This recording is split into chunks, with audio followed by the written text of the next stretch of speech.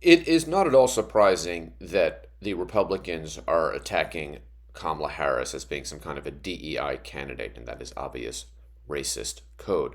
But let's explore this just a little bit.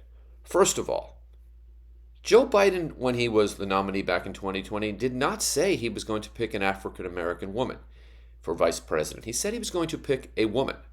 And there were many white women considered. Gretchen Whitmer was certainly in the mix for a long time, but he landed on Kamala Harris as his nominee.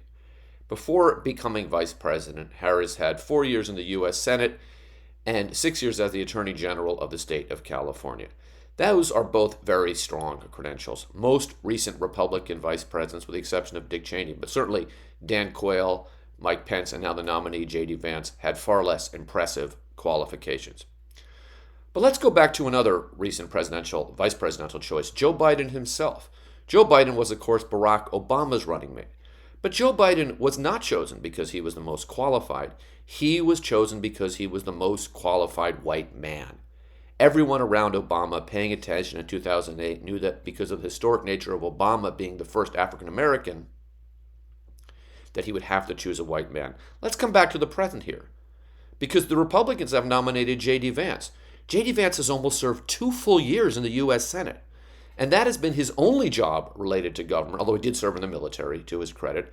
But he served a number of years in the kind of grifter, venture capitalist, writing some bizarre book that became some kind of a favorite among liberal elites world. So by any contemporary standards, J.D. Vance is wildly unqualified for this job. Frankly, he makes Dan Quayle look like Thomas Jefferson.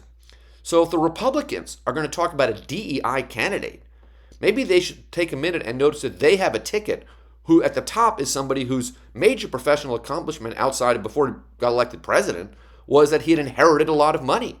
And that their number 2 choice is a guy who's basically never served in government and has less experience than most people running for mayor of medium-sized cities or attorney general of medium-sized states.